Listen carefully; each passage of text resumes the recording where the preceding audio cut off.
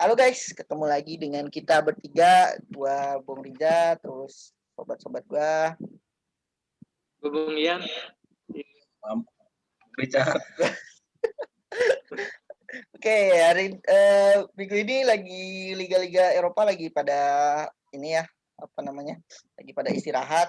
Cuman ada sebagai gantinya ada pertandingan-pertandingan kualifikasi Piala Dunia negara-negara Eropa. Masih Eropa nih, jadi Asia masih kena corona kali ya, jadi masih belum berani karena Liga Indonesia aja baru mau mulai. Belum mulai malah, baru Piala Menpora, terus Amerika Latin kurang tahu sih, cuman ya lebih seru kayaknya bahas liga kualifikasi dari Eropa kali ya. Mungkin ada beberapa kejutan yang terjadi di Liga Eropa, terutama beberapa tim yang dia kita nggak prediksi kalah atau mendapatkan hasil yang kurang memuaskan gitu. Mungkin kita mulai dari Turki melawan Belanda, mainnya di Turki. Ya, Belanda kalah 4-2. Gimana nih komentar Bung Richard dan Bung Ian melihat fenomena ajaib? Dari Bung Ian dulu aja lah. Iya, gimana? Gimana Bung Ian? Gue mungkin bahas dari Belanda karena Turki ada pemain seperti Bung Richard, Calhanoglu. Jadi kita bahas dari sisi Belandanya dulu nih. Belanda pertandingan pertama tanpa Koeman ya. Jadi pas Koeman di Barcelona, terus sekarang Frankfurt. Semenjak dilatih Koeman kan kemarin mereka lolos ke final Piala National League ya, piala pertandingan Liga Champion kayak negara-negara Eropa gitulah yang juaranya Portugal gitu. Nah ini sebenarnya ada progres gitu. Belanda kan pas Piala Dunia kemarin nggak lolos ke Piala Dunia. Semenjak ditangani Koeman ada progres gitu dari sisi permainan, terutama pas Virgil van Dijk lagi bagus mainnya gitu. Nah ini kenapa bisa kebobolan banyak? Satu ya karena Virgil van Dijk gak main gitu, karena masih cedera kan dia di Liverpool. Terus yang kedua ya karena ini mungkin masih adaptasi sama strategi pelatih barunya, yaitu Frank de Boer gitu ya, masih belum cocok kali pemain-pemain Belandanya. Sebenarnya dari materi pemain nggak beda jauh gitu dari strategi yang diturunin Koeman gitu biasanya. Jadi pakai 4-2-3-1. Di sini Depay tetap jadi andalan, terus ada De Ligt juga sebenarnya di back. De Jong juga main, De Jong yang performanya lagi bagus di Barcelona. Tapi itu tadi, jadi kenapa bisa kebobolan sampai 4 gol? Yang pertama sih karena ini ya faktor kipernya. Kipernya tuh entah kenapa jelek banget mainnya kemarin tuh ya. Jadi si pemain Turki kan si Yilmaz tuh nyetak hat-trick. Jadi sebenarnya apalagi di gol kedua itu harusnya bisa ditangkap gitu tuh, bola yang nggak terlalu kencang sebenarnya, tapi ya dia golnya Calhanoglu ya kalau nggak salah, bukan Yilmaz. Golnya Calhanoglu itu harusnya bisa ditangkap gitu. Jadi ya kata gue sih salah sebenarnya bukan karena permainan Belanda jelek-jelek juga, tapi karena lebih ke faktor kipernya sih. Kipernya jelek banget kemarin mainnya gitu. Terus yang kedua karena pemain Turki itu si Burak Yilmaz mainnya bagus banget yang nyetak hat-trick. Itu sih kurang lebih dari gue sih dari Belanda. Sebelum gue nanti nanya-nanya lagi, kita beralih ke Turki mungkin. Bung Richard, katanya Bung Richard mau jualan kebab nih habis Turki menang nih. Gimana ya Bung Richard? Kayaknya feng shui-nya lagi bagus nih untuk jualan kebab. Lagi bagus sih. Alhamdulillah. Masya Allah. Ya nggak ada yang bisa disampaikan seperti kata Bung Ian, adaptasi dari si pemain-pemain baru dan ada adaptasi dari pelatih baru dari tim Belanda. Kalau position Belanda tuh di atas 50% ya, ada 60% ya, tapi emang lebih serangan, berarti kan serangan dari tim Turki benar-benar efektif kan. Dengan 8 kali shoot on goal, bisa kebobolan, bisa dapat 4 udah lumayan sudah bagus banget sih. Di sini bisa dipastikan dari defense-nya si Turki sendiri juga udah bagus. Itu bisa menahan position dari si tim Belanda. Kalau dari Calhanoglu seperti biasa, dia pemain-pemain AC Milan itu konsistennya tidak konsisten ya. Jadi kadang bagus, kadang enggak gitu. Inkonsistennya konsisten. Jadi banyak juga pemain-pemain yang di liganya bagus, di Piala Dunia ini kurang bagus. Ada juga di liganya kurang bagus, di Piala Dunia jadi bagus. Salah satunya kayak Calhanoglu itu, kalau menurut saya itu emang lagi bagus-bagusnya di situ. Terus ya. Terus yang disampaikan Bung Ian juga benar, kayak Turki juga ada si yang nyetak hat-trick itu emang keren banget sih. Tapi emang dasarnya dari si baru ya, Belanda ya, dulu kelas Ilesan ya. Enggak, kiper baru sih enggak. Dia pakai tim Krul. Tim Krul itu tahun-tahun sebelumnya udah dipakai sebenarnya. Krul itu pertama kali tanding itu di Belanda tuh waktu menahan penalti doang ya? Iya, Iya, yang iya. gue lihat fenomenanya ya, yang nahan penalti itu. Iya kan, cuma buat nahan penalti doang kan. Iya. Tim Krul sendiri aslinya tuh kalau kita berkaca dari tahun-tahun sebelumnya ya, itu tuh bagus. Waktu Piala Dunia di Eropa di tahun sebelumnya tuh bagus. Kan karena sini udah faktor tua, udah termasuk pemain tua, jadi itu jadi menurun performanya tim Krul. Asli itu bagus kalau tandanya ya dia diturunkan di Piala atau Eropa tahun lalu, 2 tahun lalu tuh masih bisa bersaing. Tapi untuk Piala Dunia tahun ini menurut saya masih udah kurang sih. Udah waktunya pergantian pemain yang lebih muda lah. Gitu. Maksudnya sayang aja dari si Belandanya kalau memainkan kita memainkan pemain mudanya. Itu. Apalagi ini kualifikasi kan. Jadi masih banyak yang bisa dicoba gitu. Atau mungkin termasuk di tim Krul ini juga mencoba dari si pelatihnya untuk memasukkan tim Krul gitu sih. Tapi kemungkinan ini nggak akan dipakai lagi untuk pertandingan berat seperti lawan Norwegia atau pertandingan selanjutnya itu sih. Oke, sebelum gua nanya lagi ke Bung Ian nih, gua mau nanya ke Bung Richard dulu nih. Kan di Turki itu selain ada Calhanoglu, terus kemarin si Burak Yilmaz kan mungkin nggak terlalu ini ya namanya ya, baru melejit kemarin ketika hat-trick lawan Belanda gitu.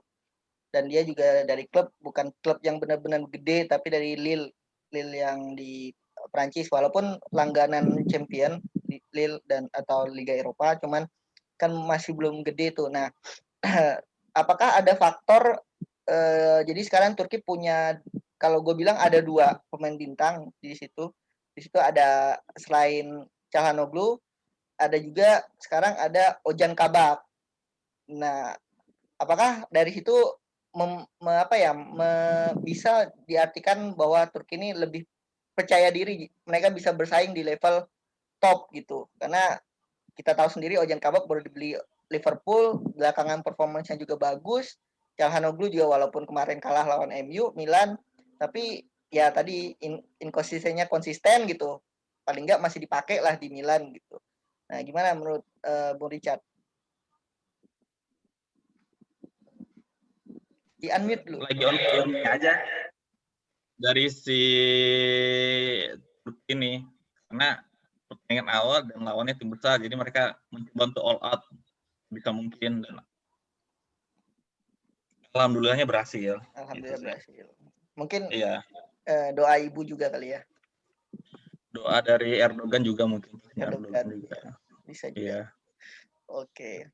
Nah, mungkin kalau untuk Bung Ian, karena tadi ngomongin Belanda, mungkin ada beberapa pertanyaan nih. Nah, pertama kita dari kiper dulu tadi.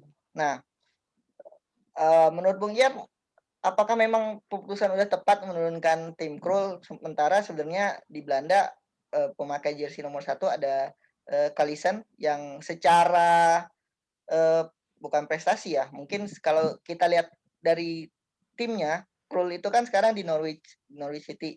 Nah itu kan di divisi Championship.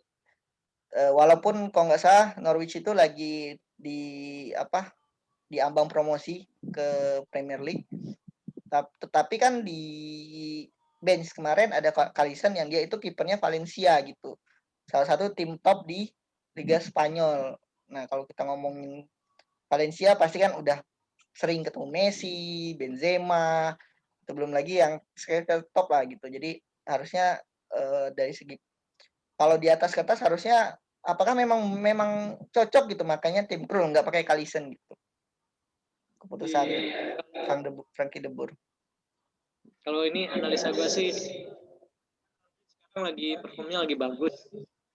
Di sisi lain di Liga Spanyol Valencia tuh lagi malah lagi mendekati zona degradasi sekarang tuh. Di beberapa pertandingan terakhir, terus ya ini perform paling jelek Valencia gitu ya setelah beberapa tahun terakhir gitu. Jadi mungkin pertimbangan Frank de Boer ngelihat tim Krul performanya lagi bagus di klub, sedangkan Cillessen Valencia sebenarnya walaupun mainnya jelek, tapi kalau gue lihat dari pertandingan-pertandingan tuh Cillessen sebenarnya ini bagus gitu mainnya. Bagus, kalau kata gue sih bagus, karena apa? Banyak bikin save dianya ya. Tapi mungkin ya itu tadi mungkin lebih ke mentalitasnya kali ya. Tim Krul lagi naik, Cillessen ini mungkin ya karena timnya kalah terus di Liga Spanyol, jadinya apa? Mungkin mentalnya lagi lebih bagus tim Krul kali ya. Tapi yang ya misalnya gue lihat sih ya tim Krul emang ini kalau di pertandingan biasa tuh emang kiper yang biasa-biasa aja, dia kelebihannya cuma di penalti doang karena badannya besar gitu ya. Kayak gitu sih. Oke. Ya, kalau dari kiper. Terus kalau dari sisi penyerangan, kalau dari kita tahu dari salah satu panik terkenal kan di Indonesia, kalau lu kebobolan 4, ya udah lu ngegolin 5 gitu. Apalagi Belanda punya chance yang banyak gitu. Nah, apa sih masalahnya Belanda ini nggak bisa ngebobolin 5? Apakah memang kualitas pemain depannya itu yang kurang gitu? Yang seperti kita tahu strikernya juga kemarin dipasang Memphis Depay yang ya walaupun dia di Liga Belanda itu top, cuman kalau untuk di luar itu terbukti waktu di MU salah satu produk gagal gitu ya. Nah, gimana nih menurut Bung Ian? Walaupun dia dipasok dibantu sama Frank De Jong ya di belakang. Nah, gitu. Jadi sih ini lebih ke pada underperform semua kemarin mainnya. Kecuali pas babak kedua mereka melakukan pergantian pemain. Jadi pas De Jong masuk, De Jong yang penyerang ya. Luke De Jong gila, terus sama David Klaassen pemain Ajax itu baru ini lagi kembang mainnya gitu. Sebenarnya gue sih ini sayang Van de Beek nggak main ya, Donny Van de Beek pemain MU. Van de Beek. Iya, soalnya kalau strategi di Belanda tuh cocok sama pola permainan Van de Beek gitu. Terus ya kalau ngelihat tahun ini permainan pemain-pemain Belanda di klub itu emang lagi turun gitu, kayak Wijnaldum, terus terutama penyerangnya kayak si pemain Tottenham tuh Bergwijn ya. Iya. Nah, iya itu kan nggak main dianya, jadi sebenarnya salah satu pemain yang bisa bikin penyerangan lebih eksplosif gitu. Jadi di sini lebih ngandelin pemain-pemain yang lokal dari liga lokal Belanda gitu. Oke. Terakhir nih sebelum kita pindah ke pertandingan berikutnya gitu. Bung Ian dan Bung Richard setuju nggak nih kalau dikatakan Belanda sekarang gitu ya, terutama warisannya Koeman gitu, itu adalah pemain bertabur bintang. Setuju nggak anggapan itu?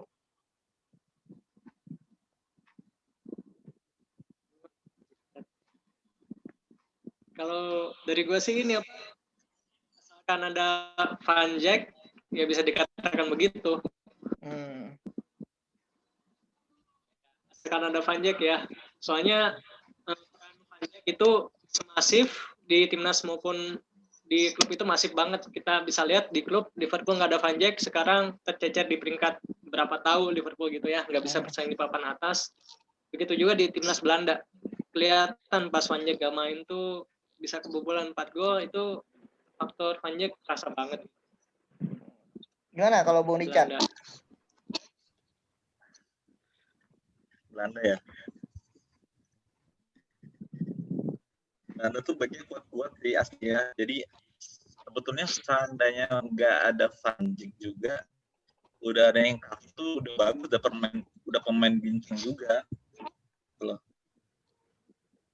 Tapi ya karena tadi ngaruh si kipernya aja kalau menurut gua sih. Gitu.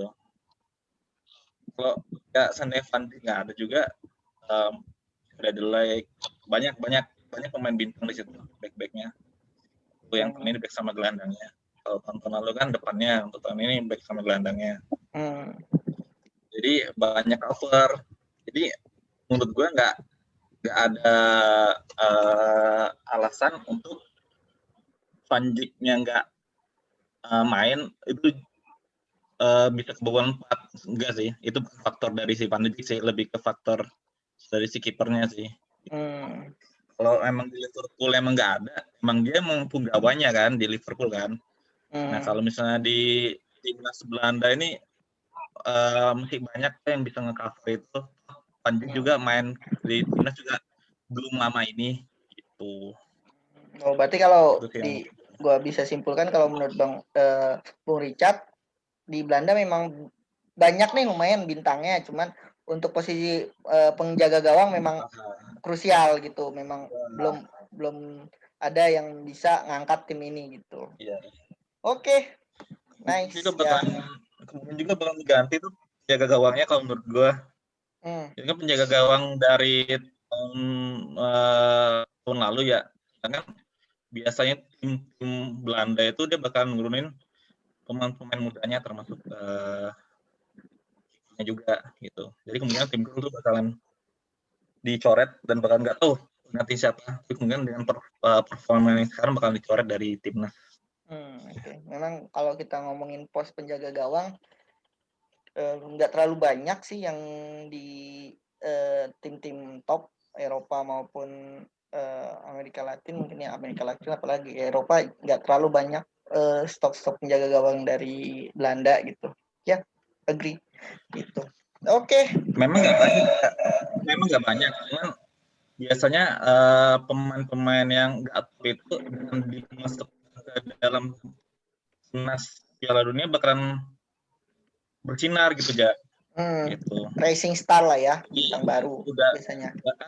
Jadi udah saatnya untuk si penjaga gawang ini bakal harus diperbarui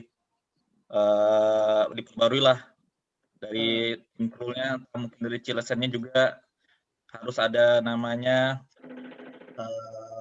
apa sih namanya buat memunculkan lagi ngeganti dengan yang baru gitu lah itu intinya.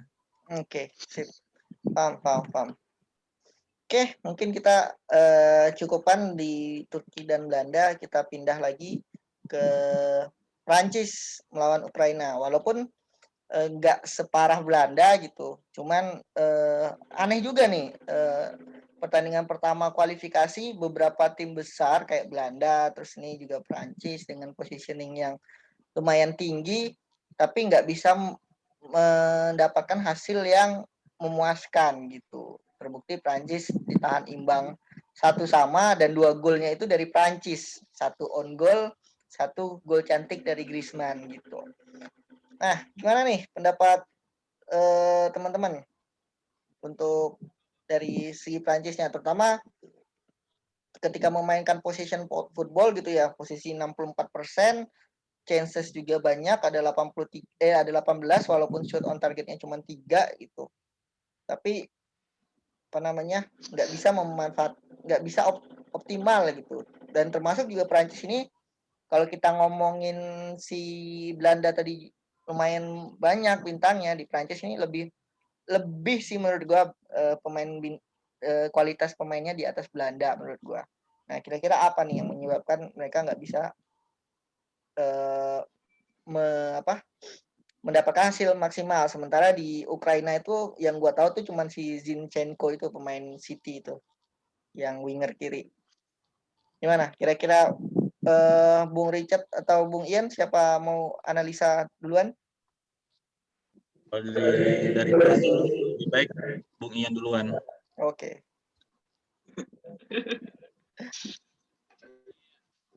Kita bahas ini sih Prancis, ini sih apa, agak bingung dengan line up yang diturunin Desam ya.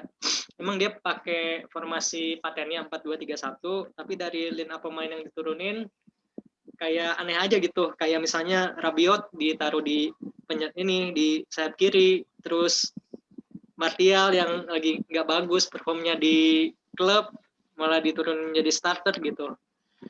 Jadi ya kurang ini aja nih, kurang cocok gitu ya. Koreksi Bung Ian, Martial nggak dijadiin starter.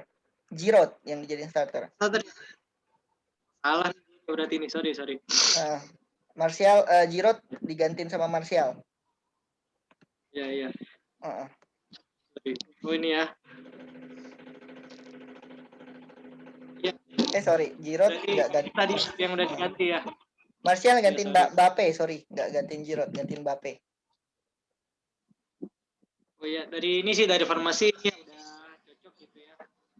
Tapi ini gue lihat di statistik di Westcott, jadi emang pada nggak bagus mainnya. Mungkin ini kalau misalnya di Mbappe ya perform gitu ya. Jadi tusukannya kurang kayak biasanya, kan masih kita hangat banget di ingatan kita kalau misalnya pas Mbappe lawan Argentina di Piala Dunia, gimana dia tusukannya tuh ngeri banget gitu ya, sekali dapat bola tuh langsung mengancam pertahanan lawan. Nah ini mungkin ya satu karena faktor ini kali ya, apa, kelelahan, mungkin dia karena kemarin baru main di Champion juga, terus di Prancis juga agak ketat persaingan tahun ini, di mana PSG sekarang di peringkat kedua. Griezmann seperti yang kita tahu kalau di timnas emang bagus melulu mainnya.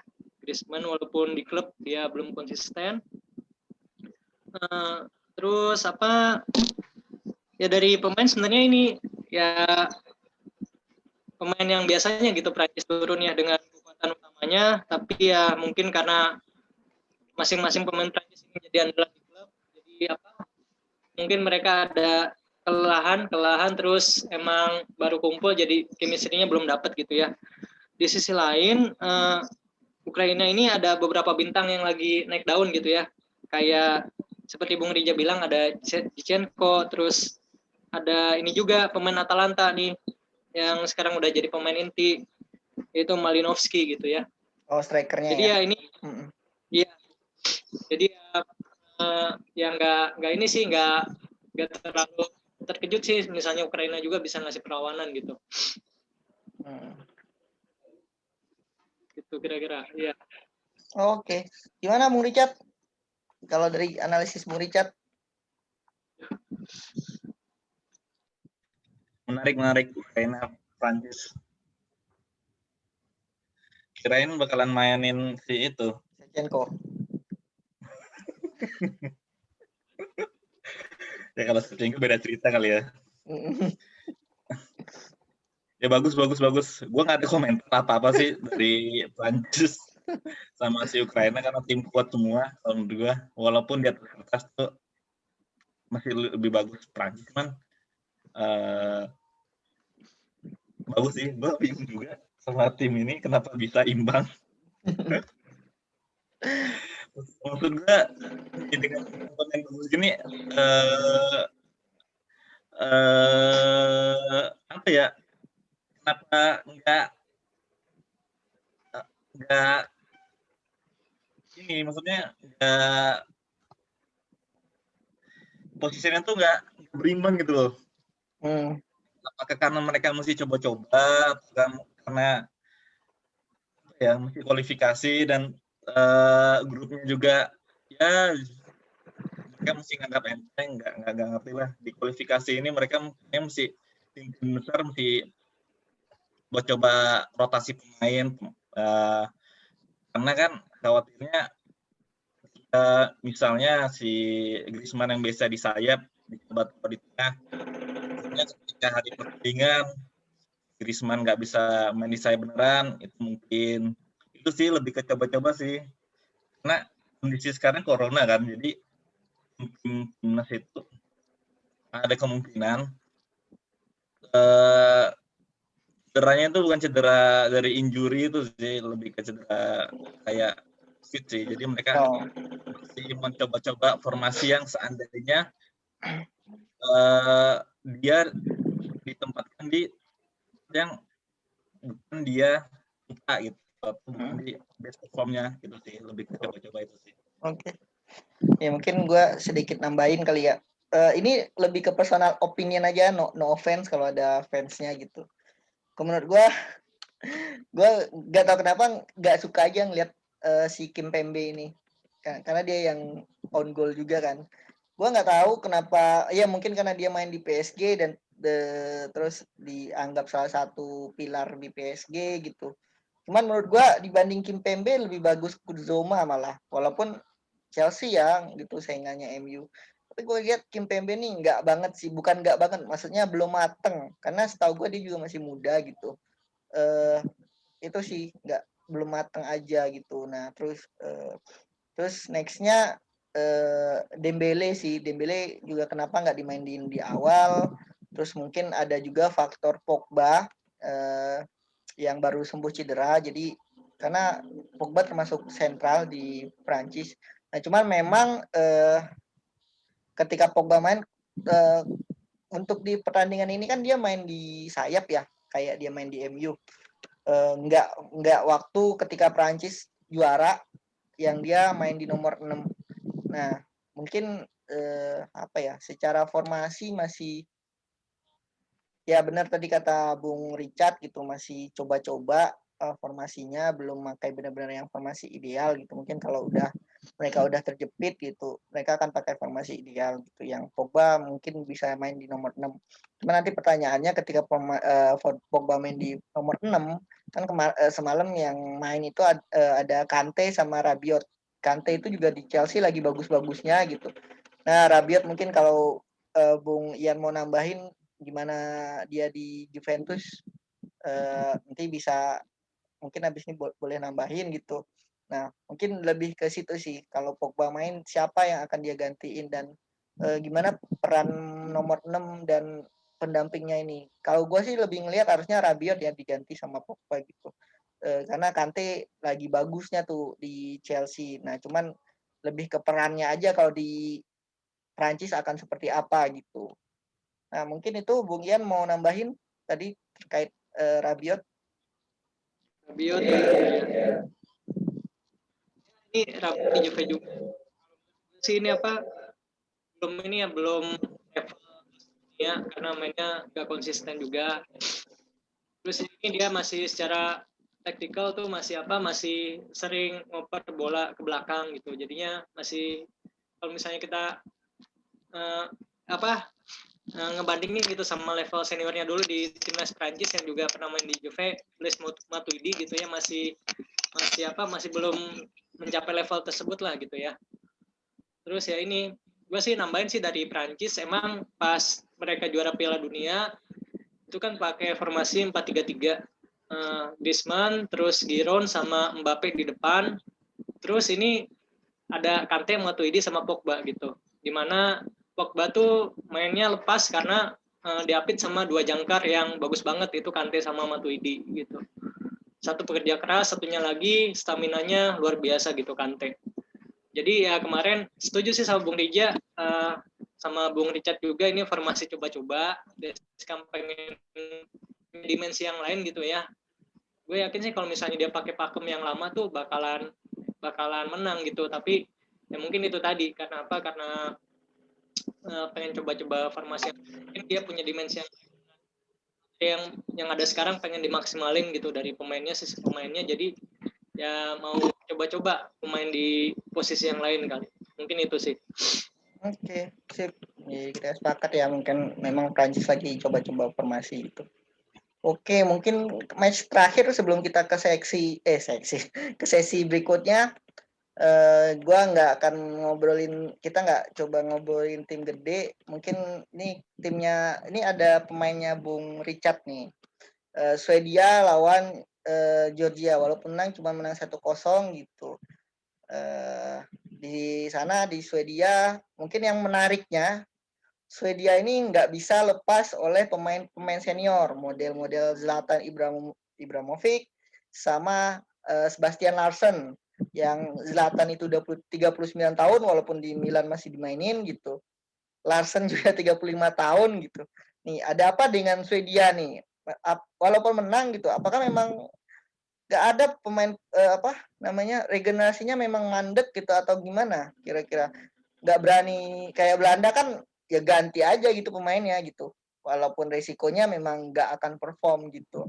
Nah, kalau Swedia nih apakah segitu minimnya regenerasi sehingga masih mainin Ibrahimovic, Larsson gitu, walaupun di belakang ya ada Lindelof juga yang memang kata Bung Richard tadi, kalau di MU juga dia inkonsistennya konsisten gitu, sama lah kayak Rabiot.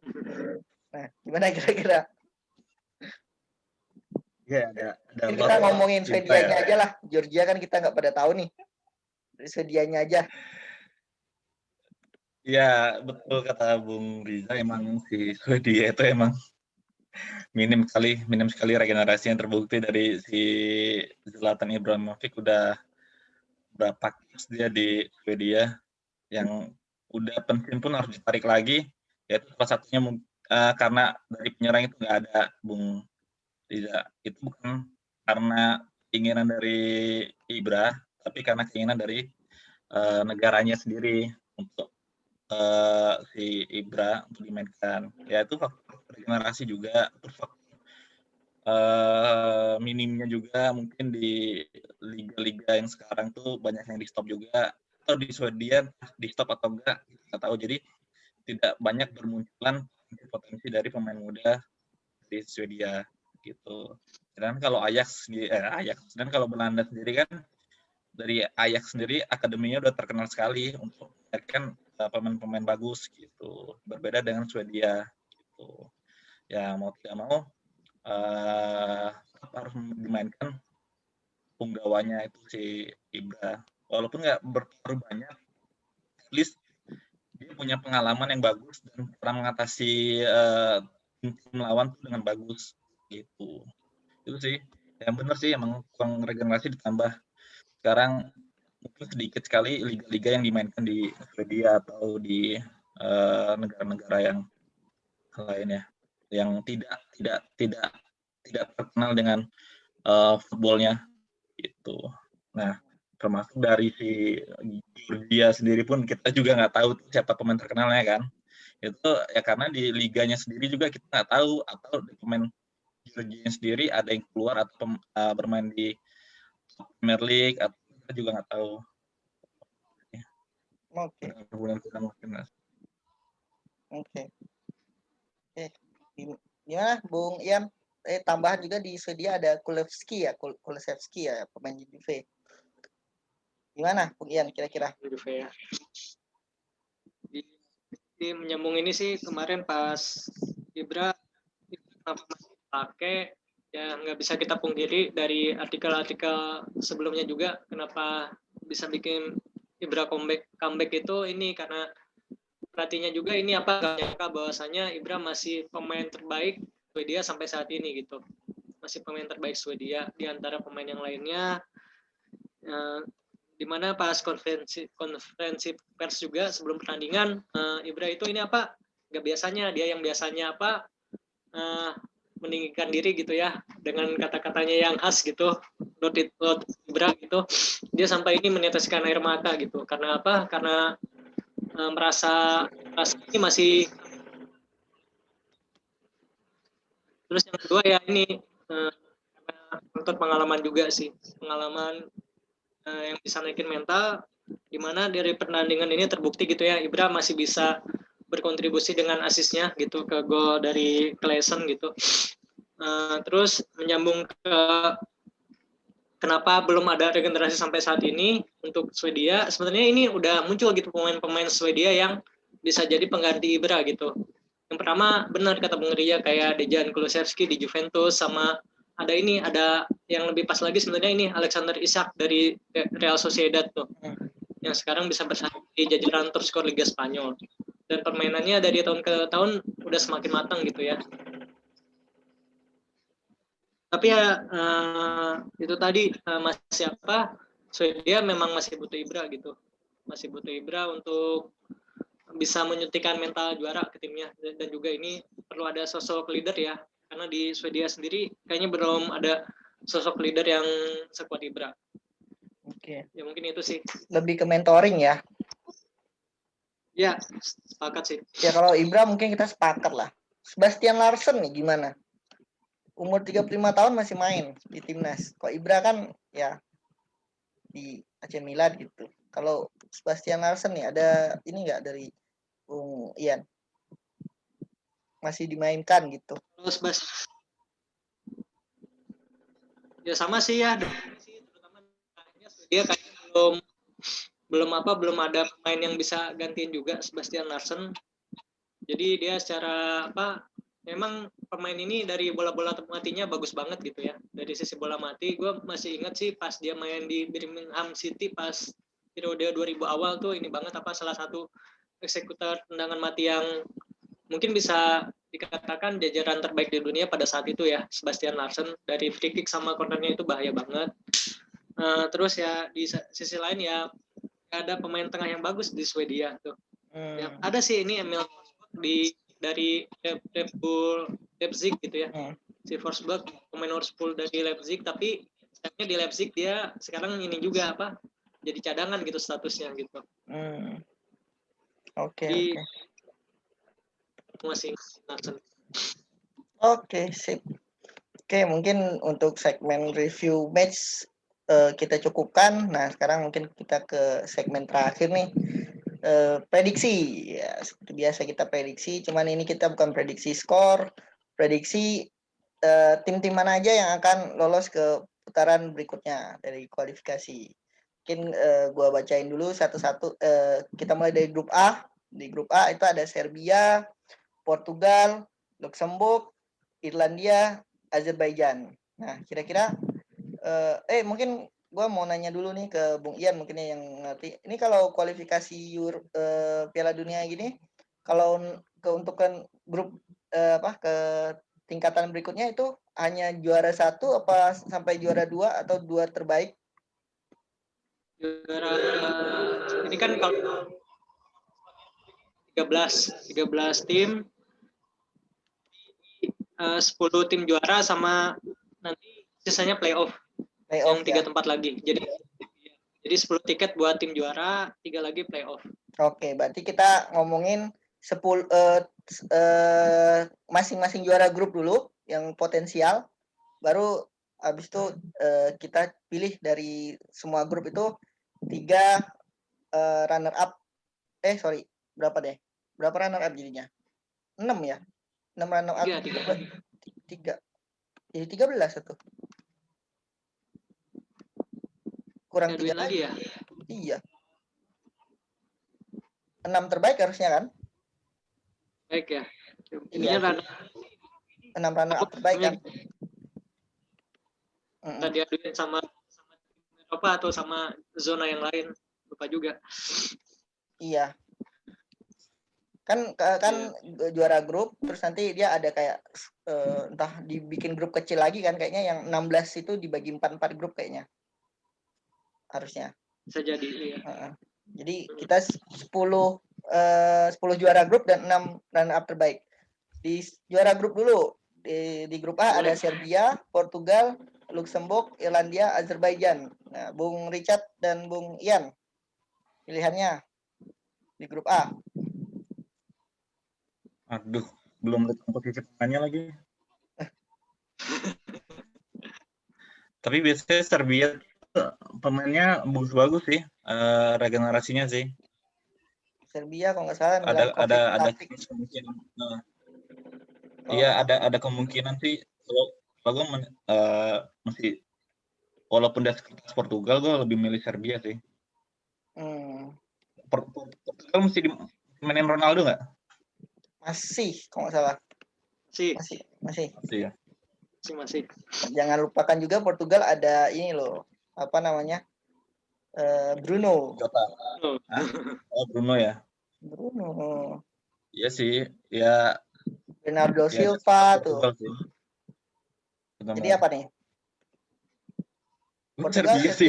Serbia. Oke, sip. Serbia sih Nggak kalau gue. apa-apa. Kemudian apa kira-kira?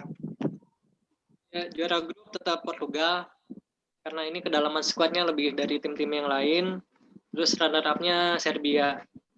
Karena ya materi pemainnya tahun ini bagus juga sih. Serbia ada Milinkovic Savic, terus ada Filip Kostic juga pemain Frankfurt yang sekarang bisa bersaing di papan atas Liga Bundesliga. Terus ada Dusan Vlahovic juga pemain Fiorentina yang lagi naik daun. Yang perlu ini sih Dusan Tadic yang pertandingan terakhir lawan lawan Irlandia, mereka menang 3-2 walaupun nggak mencetak gol tapi dia triple assist gitu. Oke. Oke, kalau gua Portugal sih. Di atas kertas. Nah, mungkin kalau runner up-nya nanti aja Bung Ian abis ini. Ya. Runner up terbaik. Oke. Grup B ada Swedia, Yunani, Spanyol, Kosovo, Georgia. Siapa dulu nih? Gua dulu lah. Oh, Bung Richard dulu. Ya. Spanyol sih, Spanyol. Oke. Ya, gue juga sama Spanyol. Bung Ian. Ini grup B Spanyol ini ya di pertandingan sebelumnya seri gitu kalau seri. Iya. Walaupun seri gue tetap Spanyol sih. Iya. Tapi kalau persaingan di grup ini tetap Spanyol ya. Spanyol pemainnya paling bagus soalnya. Oke, kita pindah ke grup C. Nah, grup C yang agak seru nih. Ada Swiss, Italia, Lituania, Bulgaria, dan Irlandia Utara.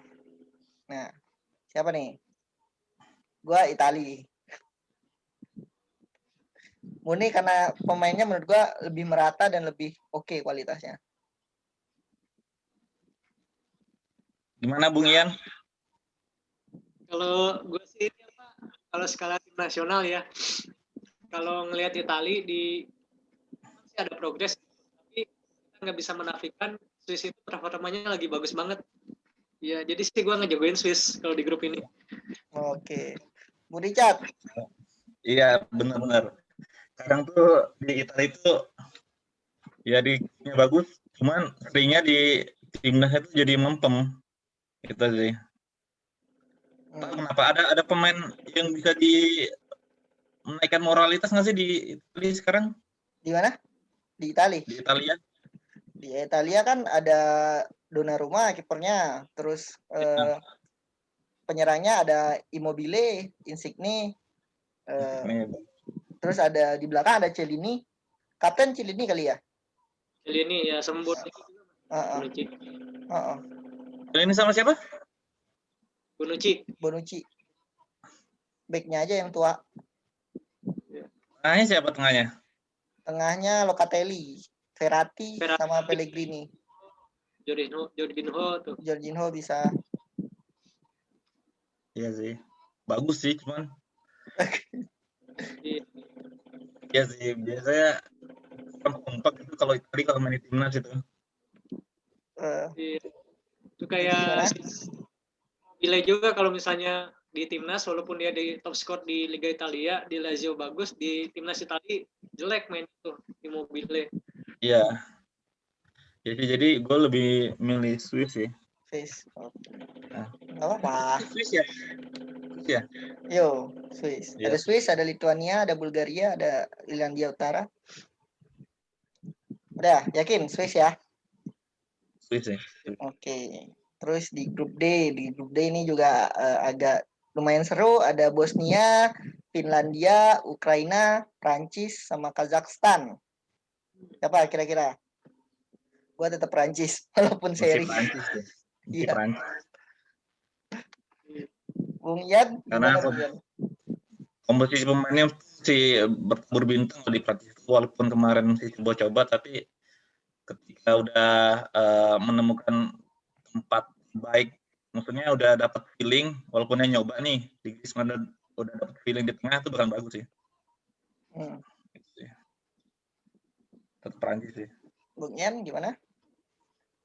Grup ini sih prediksi gue ini bakalan Prancis nggak akan mudah lolos ya. Soalnya ada Bosnia dan Herzegovina, ada Zeko sama Pjanic, terus Ukraina juga kemarin bisa seri lawan Prancis. Finlandia juga kita nggak bisa pandang sebelah mata karena ada Teemu Pukki, pemain yang jadi skor ya di Norwich. Jadinya ya Prancis nggak akan mudah sih lolos, tapi tetap Prancis yang lolos. Yoi. Pasti. Nah, Turki itu pengen main doang kemarin. Turki ya sama Turki tuh grup kok gue yang salah ya? Turki grup G. Turki grup G. Tapi kemarin Turki kan lawan Belanda, bukan lawan Prancis. Oh iya benar sekali. Aduh, saja. Ngetes ya. Ngetes saja. Makanya gue juga gue yang salah nih gitu. Padahal udah ngeliat contekan. Terus di grup E ada Ceko. Nah ini juga seru nih. Ceko, Belgia, Belarusia, Wales, Estonia. Nah, gimana Bung Richard, Bung Ian? Di grup ini tetap Belgia, walaupun Ceko kayaknya memang materi pemainnya lagi bagus, terutama ini pemain Sam Tomas Soucek kemarin di pertandingan terakhir ngelawan Estonia dia nyetak hat-trick gitu. Tomas Soucek yang notabene dia bukan penyerang, yang tengah tapi bisa nyetak hat-trick itu ya sih. Tapi ya Wales agak sih buat menyulitkan karena ada Gareth Bale di sana asalkan gak cedera. Tapi dari materi pemain tetap Belgia, di mana mereka sekarang masih menjadi timnas nomor 1 di dunia gitu ya dari sisi peringkat. Yoi, gue juga agree. Belgia pegang. Main berapa pemainnya soalnya? Kalau dulu jadi kuda hitam sekarang udah nggak bisa lagi karena benar-benar udah diakui di dunia sih Belgia. Peringkat 1 Belgia. Nanti kalau kita ngomongin terbaik nih yang seru kayaknya. Kalau ini juara grup masih bisa diprediksi nih. Terus grup F ada Denmark, Austria, Skotlandia, Kepulauan Faroe, Moldova sama Israel. Nah, Bung Richard Israel nih pas ini. Kalau bagusnya tuh Turki lawan Israel sih. Gimana Bung Richard? Kira-kira ada Denmark, ada Austria, Skotlandia, Kepulauan Faroe, Moldova sama Israel. Aduh, pemainnya sih Ja. Ya nggak apa-apa, tebak-tebak berhadiah aja. Apa mau Bung Ian dulu? Kan lebih ke Denmark sih. Denmark. Di atas kertas, iya. Ada Kejair. Denmark. Gue lebih main Denmark. Oke. Bung Ian, gimana Bung Ian? Grup F ya, ini bakalan ketat. Kalau gue sih ini bakalan mengerucut ke 3 tim antara Austria, Skotlandia atau Denmark. Skotlandia ada siapa? Ada Robertson, terus ada Kieran Tierney juga, terus ada Scott McTominay di sana. Ya sekarang ini ada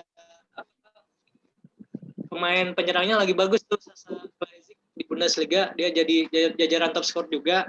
Kemarin juga di match terakhir dia nyetak gol Austria lawan Moldova ya. Austria lawan Skotlandia dia Kalajic ya. Jadi dia pemain yang tipe-tipenya ini kayak Ibrahimovic, pemain tinggi, terus tekniknya juga bagus tapinya nggak kaku mainnya gitu ya. Malah digadang-gadang bisa jadi penerus Robert Lewandowski gitu. Iya. Jadi sih ini Denmark udah seperti yang kita tahu, memang materi pemainnya paling bagus. Backnya ada terus Christensen di sana. Terus Eriksen juga masih main gitu. Terus ada penyerang mudanya juga Kasper Dolberg gitu ya. Tapi gue sih ini jagoin Austria sih. Oke. Kalau itu juga ada Alaba juga kan di Austria? Iya, Mbak. Lagi bagus pemainnya Austria. Kalau gue lebih ke Skotlandia. Alasannya gampang. Ada Scott McTominay. Itu aja gue.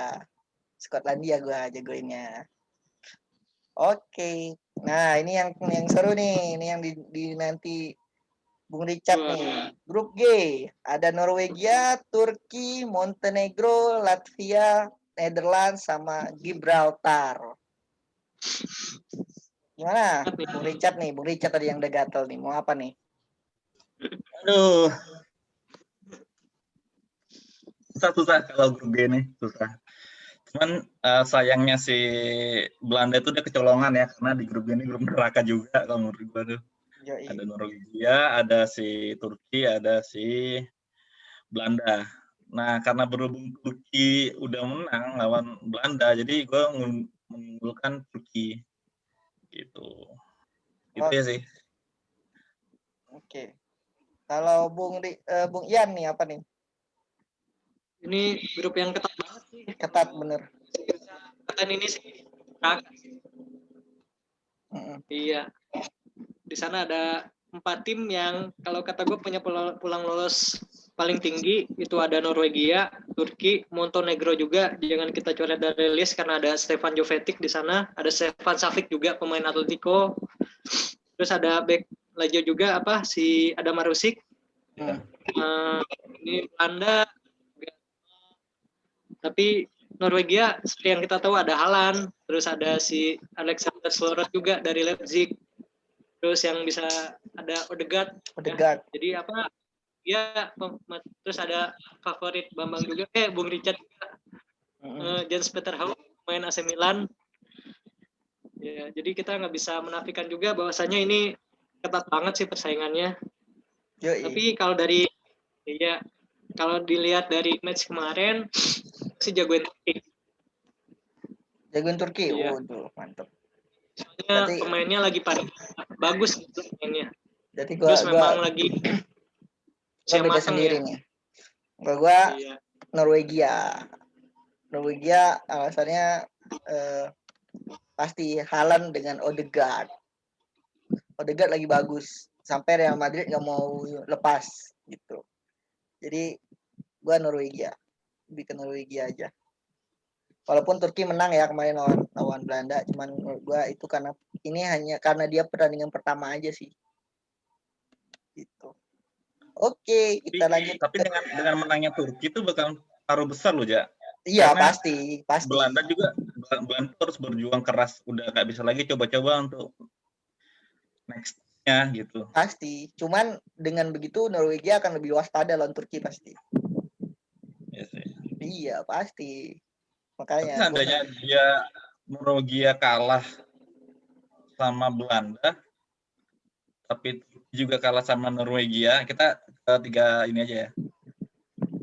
Ya, 3 tahun lah. Pusing hitungnya. Poin yang sama, mana yang bakalan diambil? Selisih gol ya? Nggak salah, selisih gol ya. Kalau selisih gol enggak itu enggak, selisih gol kalau enggak pertama selisih gol dulu berarti. Selisih gol. Terus habis itu gol tandang ya? Iya. Head to head. Selisih gol sama head to head dulu. Yang pasti selisih gol sih. Jadi menurut gue selisih gol pasti lumayan. Dengan 4 gol itu udah lumayan bagus ya. Oke. Kita pindah ke grup H. Grup H ini juga agak susah diprediksi. Di situ ada Rusia, Slovenia, Siprus, Slovakia, Kroasia, sama Malta. Nah, ini agak susah diprediksi nih. Bingung juga gue nih. Apa, Bung Ian dulu lah. Ini mah. Bingung gue nih. Iya. Ketat juga sih ini ya. Ketat ini. Ketat karena lebih merata aja sebenarnya. Slovenia bisa menang Kroasia. Kan emang kalau misalnya kita lihat dari pemain, Kroasia paling unggul di grup ini. Tapi kita ini kemarin Slovenia juga bagus-bagus materi pemainnya, ada kiper, ada Jan Oblak di sana. Terus ada juga pemain AC Milan gitu ya. Terus ada ini juga pemain jadi kita nggak bisa mandang sebelah mata juga Slovenia gitu. Bener. Ya, tapi Bingung sih nih. kalau di ini sih gue tetap jagoin ini sih Kroasia ya. Asia ya, walaupun kalah Karena kemarin ya. ya karena Modric masih tahun tapi belum ada tanda-tanda penurunan permainannya. Terus apa masalah Kroasia sebenarnya di belum ada yang bisa gantiin Mandzukic gitu. Soalnya untuk taktik Kroasia sendiri Mandzukic itu vital gitu. Cuman kemarin kenapa nggak dimainin ya? Nggak dimainin kemarin. Udah pensiun dari timnas. Iya, makanya. Cuman Luka Modric doang kan, sama Kovacic. Iya. Kovacic, ada Perisic juga sebenarnya. Iya, Kayak bukan Perisic. Pemain Inter. Oke, Kroasia ya. Ya makanya bingung gue nih. Gimana Bung Richard? Bung Richard dulu dah, gue juga bingung nih. Kalau gue Rusia. Rusia. Ada Vladimir Habib Putin. Nurmagomedov. Oh, bukan gara-gara Vladimir Putin, bukan? Bukan. Ada Habib Nurmagomedov. Nanti kalau kalah pada dibogem semua ya. Rusia tuh olahraganya tuh bagus sih. Nggak seketat di Eropa juga. Di liga-liga Inggris juga nggak seketat Eropa juga. Oke. Rusia sih. Biar beda, gue Slovenia aja lah, karena kemarin menang lawan Kroasia. Ya Kroasia tuh kalau udah maksudnya tim besar tuh menurunkan pemain-pemain coba-cobanya tuh ada di lawan yang tidak tepat gitu loh, di tim yang besar juga. Terusnya walaupun itu pertandingan pertama ya, list itu tim besar tuh kalau menurut gue tuh mencoba-coba kayak gitu. Gitu sih. Kalau dulu kan mungkin ada user friendly match ya. Iya. Dulu kan, sekarang kan udah dibatasi, jadi susah. Itu perangnya di situ sih kalau menurut gua. Kalau sekarang gantinya Nation League. Gitu, Nation League ya. Cuma itu kan ada duitnya kan. Ada yang juara kan. Iya. Nah, kalau friendly match kan mereka bisa ngukur nih untuk pertandingan klasifikasi itu gimana, siapa yang diturunin. Itu sih menurut gua kurang ada friendly match sih. Jadi tim besar tuh malah uji cobanya tuh di klasifikasi pertandingan pertama. Itu sih sayangnya di situ sih. Mungkin Terbiasa faktor ini juga mungkin ya, faktor COVID ya. Iya, tidak terbiasa dengan yang langsung kayak gini. Biasanya friendly match ini tidak terbiasa dengan langsung tuh. Jadi mereka uji cobanya sudah di klasifikasi ini, dan terbukti itu pada gagal semua kalau menurut gue. Gitu. Karena yang di bawahnya itu mereka all out, ya sih. Sip. Jadi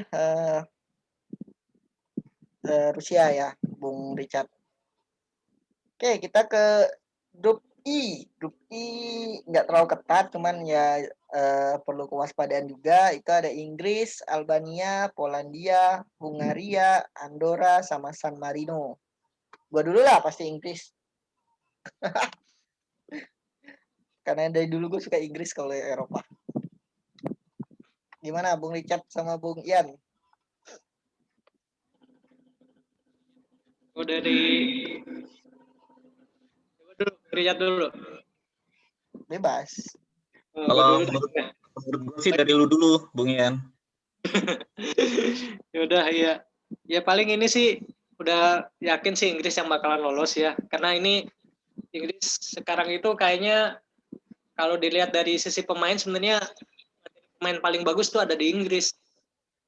Ya, soalnya antara yang pemain-pemain usia muda, usia matang sama usia itu merata gitu. Jadi konsisten bermain di level atas semua. Terus pemain Inggris kan sekarang tuh nggak cuma main di Liga Inggris doang, tapi ada yang di Liga Italia, terus di Liga Jerman juga ada Sancho. Gitu ya. Jadi tetap Inggris, tapi ya harus waspada juga sama Polandia sama Hungaria. Ya dimana kita tahu sendiri di Polandia ada Lewandowski, terus ada Piatek juga, ada Milik. Gitu.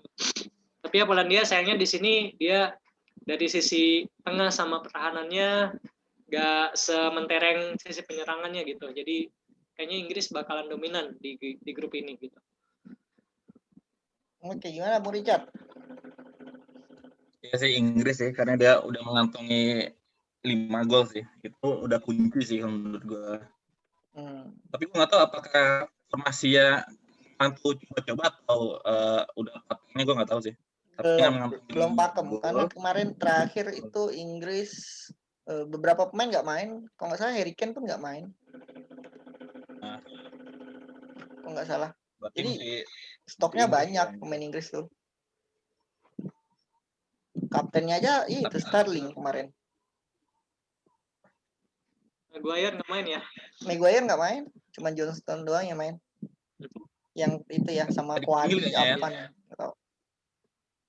Nggak ada pemain MU, cuman Lingard doang tuh. Cuman Lord Lingard doang yang main kemarin. Tapi kalau klasifikasi ini bakalan bisa berubah nggak sih jika ntar udah masuk ke yang lain, ke tahap selanjutnya? Bisa kalau nggak salah ya, Bung Ian ya. Soalnya yang didaftarin tuh berapa gitu pemainnya. Yang didaftarin tuh banyak kalau nggak salah. Ya kalau kualifikasi bisa. Bisa. Soalnya bukan turnamen sistemnya. Oh. Nanti kalau udah naik ke babak selanjutnya penyisihan mungkin atau di grup berikutnya mungkin yang harus tim pakem kayaknya ya. Iya, ini kan juara grup sistemnya, jadi nggak ada pemain yang paten gitu, tetap bisa. Yoi. Berarti masih ada kemungkinan si pemain-pemain ini ditahan sama ini ya, tim klubnya ya, nggak boleh main gitu ya? Nggak boleh sih, nggak ada kejadian sih rata-rata. Cuman lebih ke cedera aja. Kayak kemarin siapa ya yang nggak bisa masuk timnas Inggris tuh karena dia cedera. Yang dia ke dokter gigi, bukan timnas Inggris sih. Ada pemain yang dia ke dokter gigi. Gue lupa deh, pemain City apa Liverpool gitu. Dia nggak bisa ikut timnas karena dia harus ke dokter gigi. Gue lupa siapa pemainnya gitu. Ya, intinya kalau dia cedera atau ada urusan keluarga atau apa gitu dia bisa main. Oke. Menarik. Oh. Inggris tetap. Oke. Terakhir grup J ada Jerman, Romania, Armenia, Makedonia, Liechtenstein sama Islandia. Nah ini udah gampang lah ya, Jerman sih gue mah. Merem aja ini mah. Cuman gue kita dulu sama Romania di Eropa atau di dunia dulu yang bisa menahan Belanda atau Italia yang tidak maju. Tahun-tahun kita waktu masih SMP apa SD apa SMA gitu ya. Gue inget sih. Jadi dia maju karena berhasil menang di grup lawan tim Italia apa Inggris gitu. Italia dulu ya. Ya kalau sekarang kan beda ya. Kalau sekarang kan Jerman. Jerman masih di atas sih. Jerman tuh udah terbukti kompak sih dari segi pemain atau enggak dari segi pelatihnya juga, dan fasilitas juga ada lengkap. Jerman sih. Gimana Bung Ian? Sebelum kita ngomongin runner up nih. Ini ya. Soalnya pas pertandingan terakhir tuh mereka dibantai sama Spanyol 5-0. Iya. Terus ngelihat pertandingan terakhir kemarin lawan siapa sih? Jerman, Islandia ya, lawan Islandia. Di mana ada Gylfi Sigurdsson,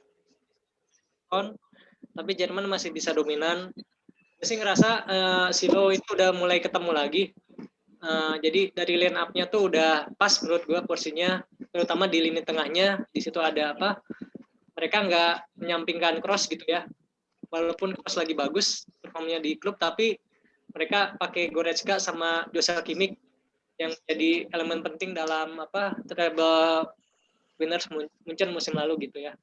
Terus ada Gundogan juga dimainin yang lagi perform di kebukti kemarin dia bisa cetak gol gitu dari jarak jauh. Jadinya ya Jerman. Terus mereka pakai ini juga, pakai taktik penyerang murni. Kemarin iya, jadi cocok gitu sama Liga Jerman. Ozil main nggak Ozil? Ozil mah pensiun ya.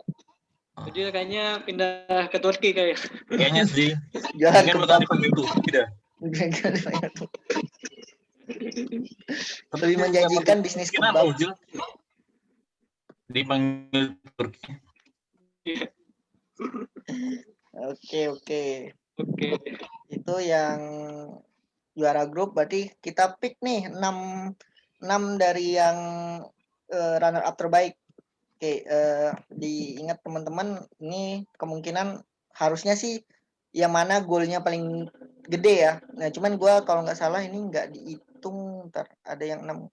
Nah, kalau dia ini biasanya nih kalau runner up terbaik nih peringkat kan ada yang satu grup 5 orang, terus satu grup 6, satu grup 5, satu grup 6. Nah, di yang 6 itu kalau dia ngegolin banyak di ke peringkat 6 gitu, itu golnya nggak dihitung.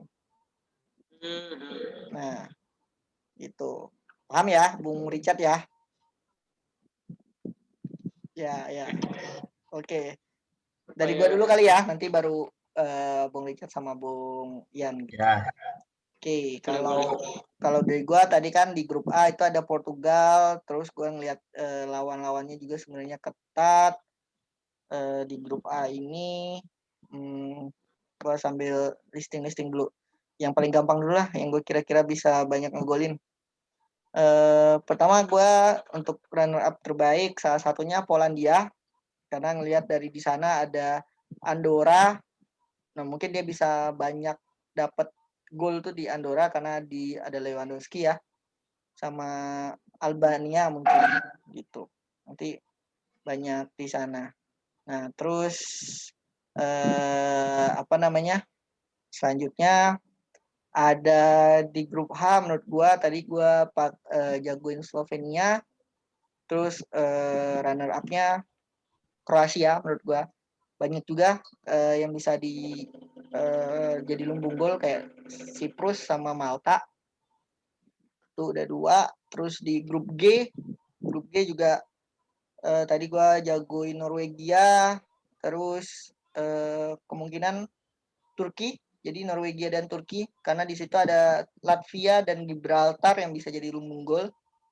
Ada 3. Terus di grup F itu gua juga tadi yang jagoin Skotlandia, terus mungkin Austria ya, karena di situ bisa dapat Kepulauan Faroe, Moldova sama Israel yang bisa jadi lumbung gol.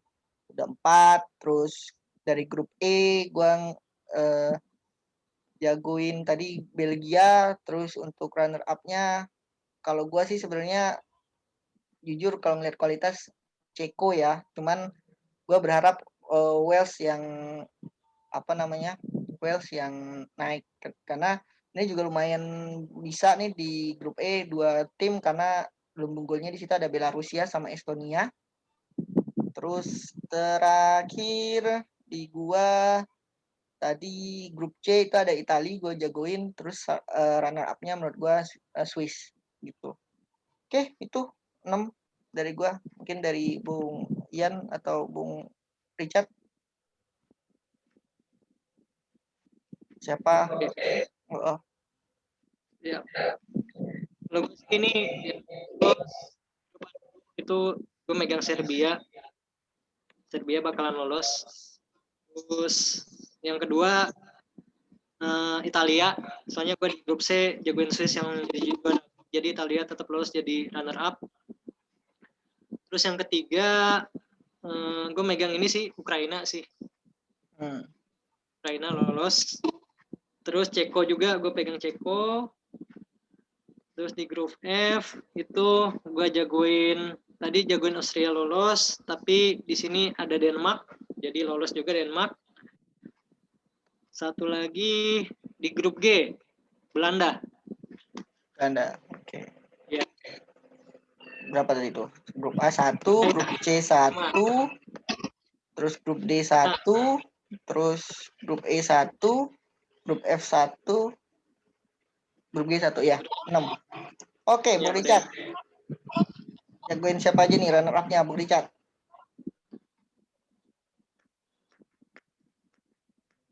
Unmute dulu dong.